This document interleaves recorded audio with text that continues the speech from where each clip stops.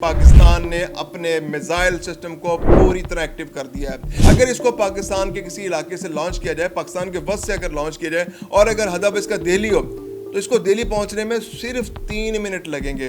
अगर इसको कलकत्ता पहुंचना है तो इसको कलकत्ता पहुंचने में सिर्फ 7.5 मिनट लगेंगे। अगर इसको बम्बई पहुंचना है तो बम्बई पहुंचने में इसको सिर्फ 8 मिनट लगेंगे।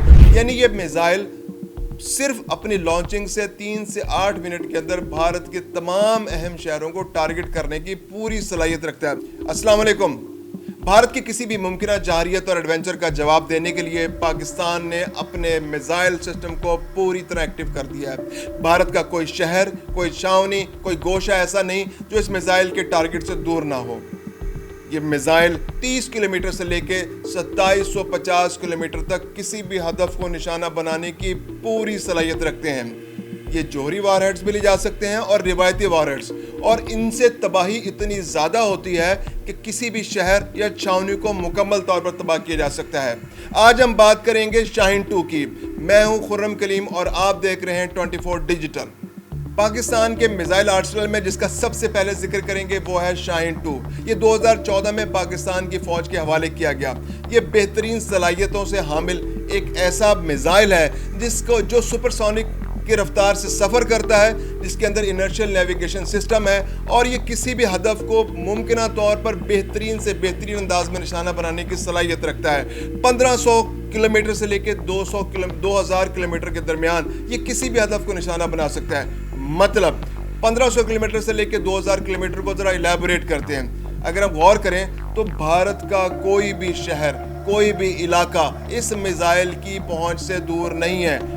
दिल्ली से शुरू होकर, अमृतसर से शुरू होकर आप कोलकाता तक, मुंबई से लेके बिहार तक, आप किसी भी इलाके को इस मिसाइल के ज़रिए निशाना बनाया जा सकता है। ये मिसाइल बहुत अहम खूबियों का हामिल है। ये 700 किलोग्राम तक वॉरहेड्स ले जाने की सलाहियत रखता है, यानी 700 किलोग्राम रिवायती वॉरहेड और इसके अलावा जोहरी वॉरहेड ले जाने की सलाहियत रखता है। जोहरी वॉरहेड की तो शायद इतनी वज़न भी इतना नहीं होता, लेकिन रिवायती वॉरहेड 700 किलोग्राम अगर लेके जाता है और अगर वो किसी जगह गिरता है तो वहाँ बहुत बड़े पैमाने पर तबाही होती है। यानी 1 किलोमीटर से ज़्यादा इलाका ऐसा होता है रेडियस का जिसके अंदर मुकम्मल तबाही हो जाती है, और इसके अलावा तकरीबन 2 से 3 किलोमीटर का इलाका ऐसा होता है कि जिसके अंदर बहुत बड़े पैमाने पर नुकसान होते हैं। तो अगर आप देखें तो किसी भी शहर के मरकज़ में अगर ये किसी जगह पर गिरता है तो वहाँ पर मैक्सिमम नुकसान होगा। इसके अलावा अगर किसी छावनी में या किसी आर्मी इंस्टॉलेशन पर अगर ये गिरता है या किसी एयरफोर्स पर,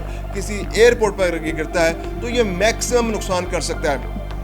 इसके अलावा इसकी रफ्तार की अगर बात करें तो इसकी रफ्तार बहुत ज़्यादा है, यानी आवाज़ की रफ्तार से 8 गुना 9 गुना ज़्यादा रफ्तार से सफ़र कर सकता है। यानी अगर इसकी मैक्सिमम रफ्तार हो तो ये 9800 किलोमीटर फ़ी घंटा की रफ्तार से सफ़र कर सकता है। अगर इसको पाकिस्तान के किसी इलाके से लॉन्च किया जाए, पाकिस्तान के वस्त से अगर लॉन्च किया जाए और अगर हदफ इसका दिल्ली हो तो इसको दिल्ली पहुंचने में सिर्फ 3 मिनट लगेंगे।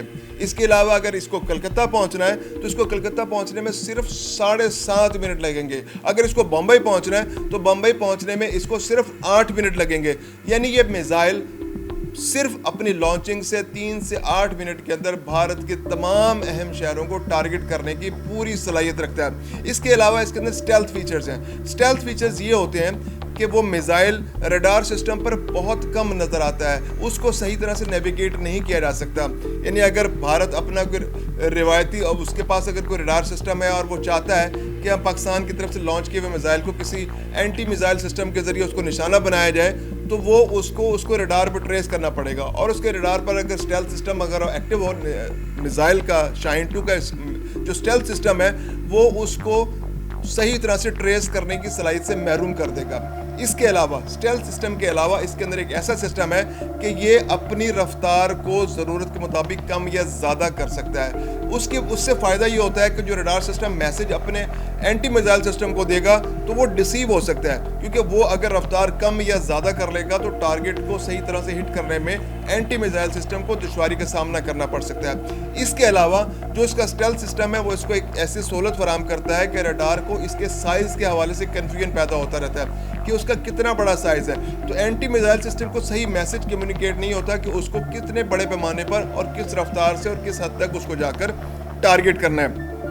اس کے علاوہ اس میزائل کے اندر ایک انرشل نیویگیشن سسٹم ہے، یعنی کہ اس کو محتاجی نہیں ہے کہ اس کو زمین سے کوئی میسج کمیونیکیٹ کیا جائے، یعنی جی پی ایس کے ذریعے اس کو بتایا جائے کہ اس نے کس جگہ کو ٹارگیٹ کرنا ہے۔ انرشل نیویگیشن سسٹم، اس کے اندر ایک ان بلٹ سسٹم ہے جس کے ذریعے وہ کسی موونگ آبجیکٹ کو یا کسی عمارت کو یا کسی مقام کو جو اپنی جگہ قائم ہے، جو ٹھہری ہوئی جگہ ہے، اس کو ہٹ کر سکتا ہے، اور اس کے لیے اس کو نیویگیشن کی ضرورت نہیں۔ Navigation system, inertial navigation system اس کے اندر موجود ہے، اور وہ چلتی ہوئی چیز کو بھی اس کے مطابق اکارڈنگلی اپنی سپیڈ کو اکارڈنگلی ایڈجسٹ کر لیتا ہے، اور اس کے علاوہ اس مقام تک پہنچنے کی صلاحیت رکھتا ہے۔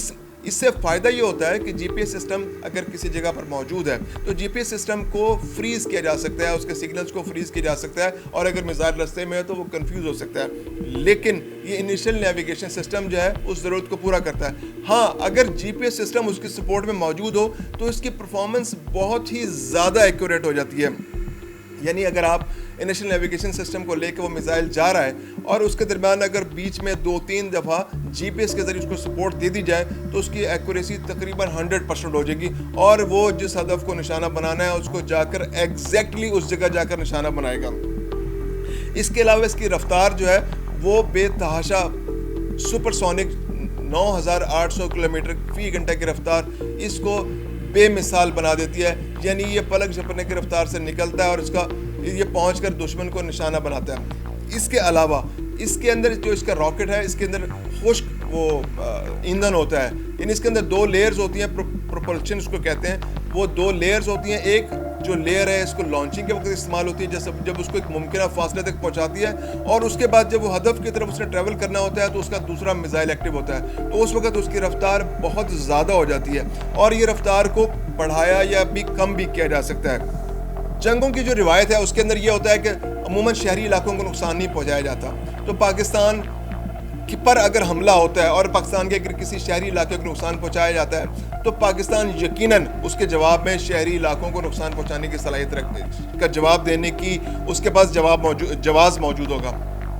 عموماً جنگوں میں یہ ہوتا ہے کہ کسی شہری علاقے کو نقصان پہنچانے کو برا سمجھا جاتا ہے، لیکن اگر بھارت پاکستان کے کسی شہری علاقے کو نقصان پہنچانے کی کوشش کرتا ہے تو پھر پاکستان کے پاس جواز موجود ہوگا کہ وہ بھی بھارت کے کسی شہر کو نقصان پہنچائے۔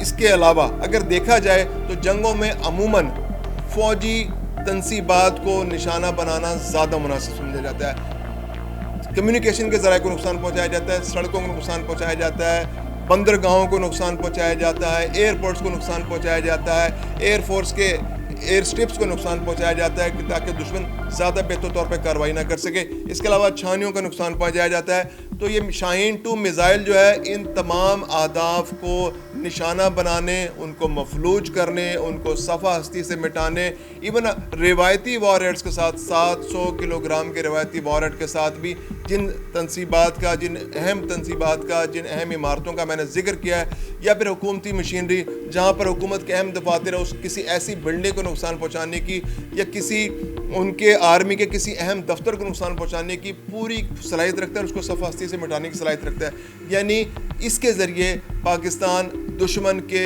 کسی بھی اہم علاقے کو صفحہ ہستی سے مکمل طور پر مٹا سکتا ہے۔ شاہین 2 میزائل کے بارے میں تو آج ہم نے بتایا، اس کے علاوہ شاہین 3 میزائل، ابابیل میزائل اور نصر میزائل، اس کے بارے میں ہم آپ کو اپڈیٹ کرتے رہیں گے۔ دیکھتے رہیے 24 ڈیجیٹل۔